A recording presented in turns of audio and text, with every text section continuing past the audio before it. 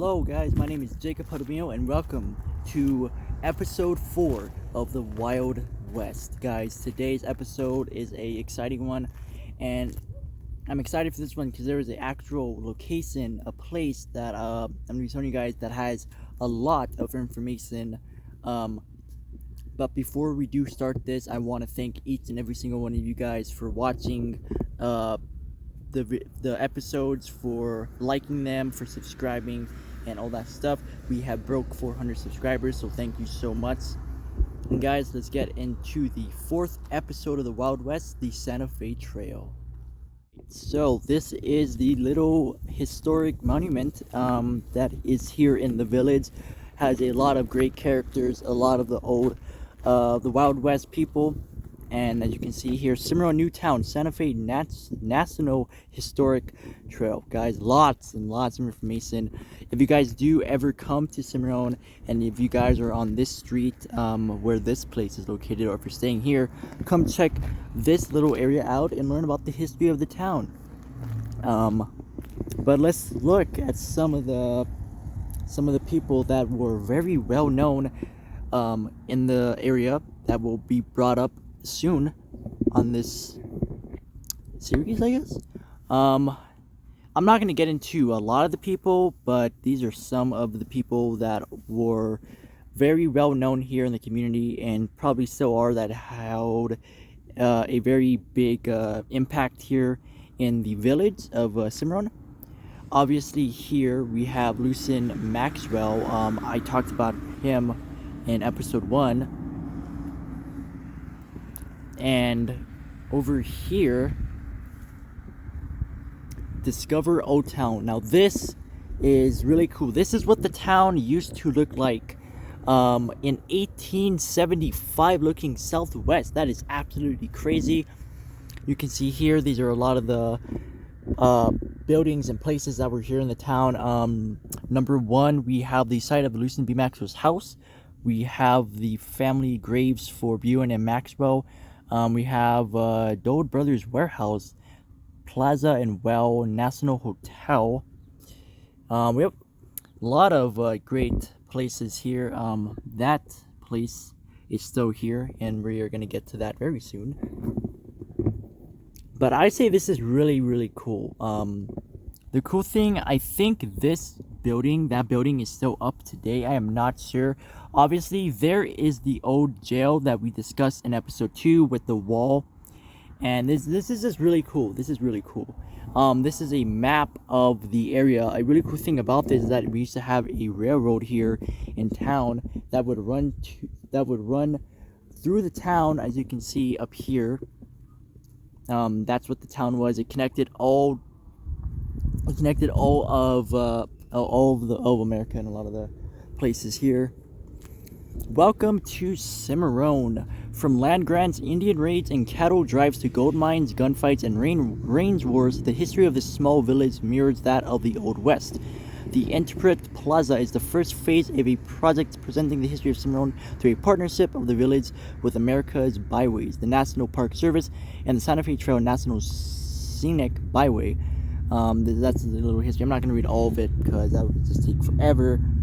Old Town looking southwest, 1946, and then New Town looking north, 1946. So this is what the town looked like in 1946 compared to the other photo that took place in 1875. My mistake. A really cool thing you can see in the distance, I think right there, you can see right there, that is the Brooks Merkin that we discussed in the last episode. This is really, really cool. I believe my street is somewhere up here. That's where I live. This is just really, really cool. I've never been here before, and it's just really cool to get more information on the town, and just it's really cool. It's really cool. This is probably my favorite bit of this area so far. But before we do leave, there is more information here. So let's get into the railroad area, since we were talking about the Santa Fe Trail. So this is the train that would stop here, that would take people to work and other cool places like that. This is I believe like a I'm not really sure what this building is, but it had some importance for the railroad. In 1868, Colonel Cyrus Holliday began thinking of building a railroad from Topeka, Kansas to Santa Fe, New Mexico. Holliday had made money during the early railroad venture in Pennsylvania, but his newly formed I'm sorry if I'm mispronouncing these words. I am not good at pronouncing words like that. But you can see here, I'm gonna do a little like a slow-mo thing, just so you guys have enough time to read and stuff like that. But this is really, really cool information. Here is another picture of the railroad. And then here are documents, maps, more pictures, dollar bills of that time, and this is really cool. Documents of the railroad. This is where the railroad ran. This is the complete map of, like I said, from Kansas all the way to Santa Fe. You guys can see that. Let's get to this one. This is the one I am looking more forward to. This is more pictures of the town, what each of these places were. This is the map of the town in 1922. And this is what people used to, and obviously there were cars, but people would go with horses and stuff like that. This is cool knowing I did research on many of these places. I saw many of these pictures, but I never knew exactly what these locations were at the time. This is the Aztec Mill Museum. Views stock lumber laid.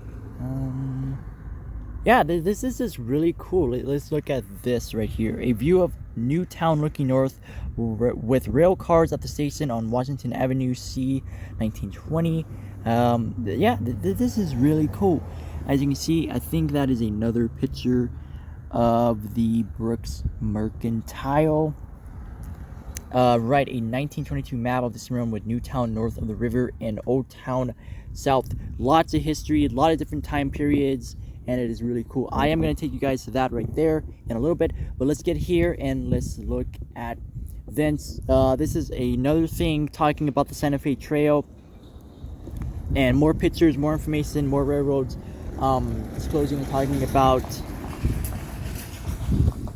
where it led and all that cool stuff. This is really cool. Obviously, USMB Maxwell was a huge part of not only this town, but many other towns in the area. And he is, like I said, he is a legend here in the town. But this is just really cool to check out. This little monument talking about Cimarron, talking about the town and stuff like that. I'm going to be taking you guys over here, and let's go. And we are back. Now this is cool. So the town put up a lot of these with historical information, with pictures of a lot of the Wild West characters and people that lived here during that time. But I want to talk to you guys about this, and I want to just say what this says. Santa Fe Trail, the difficulty of bringing caravans over rocky and mountainous Raton Pass kept most wagon traffic on the Cimarron cutoff of the Santa Fe Trail until the 1840s. Afterwards, the mountain branch, which here approaches Raton Pass, became more popular with traders, immigrants, gold seekers, and government supply trains. This is really cool. A lot of cool markers here in town that go all the way throughout this little area on both sides. Let's see if there's anything on this side over here. Yeah, here's another one. Opened by William Becknell in 1821, the Santa Fe Trail became the major trade route to Santa Fe from Missouri River towns. The two main branches, the Cimarron Cutoff and the Mountain Branch, joined at Watrous.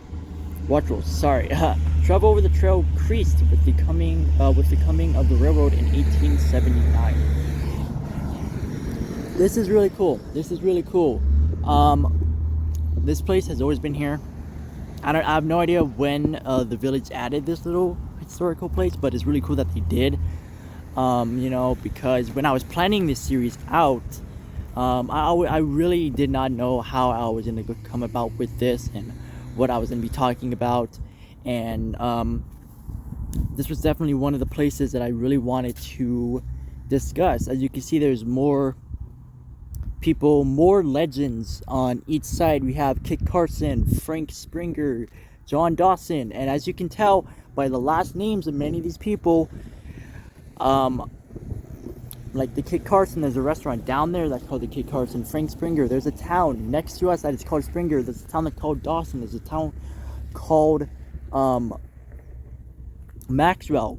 All from these guys' last names, that these guys left a huge impact on this part of New Mexico. Now I want to bring you guys to this last one, and then I want to show you guys some of the pictures that I am gonna take you guys to, but let's go to this really quick. We are back. Here's another historic marker talking about the Colfax County War. Now you guys can look at this. I'm not going to read it because this has nothing to do with of course the Santa Fe Trail, but this is still a really cool thing. Yeah, this is really cool. As you can see, the town put up pictures of some of the characters and legends that were here in the area. Now a lot of these people will be brought up in the next episode, and then the finale of this series, which will conclude at the St. James Hotel, probably the most iconic place in this town. A lot of deaths, a lot of spooky stuff apparently, and a lot of history, and I'm excited to give you guys a tour personally of the building, and I'm just really excited. So let's turn this camera on really quick. So guys, that was the Santa Fe Trail. Obviously I didn't have my little script with me this time because I knew that there was gonna be a lot of information here that I can read off of, and stuff like that. But I really hope you guys did enjoy this new episode of the Wild West. I certainly have, learning about a lot of these characters, learning about the town, seeing pictures that I have not seen before. Thank you guys so much for joining me. I will see you guys next week with a brand new episode of the Wild West. I am Jacob Jaramillo, and I will see you guys all later.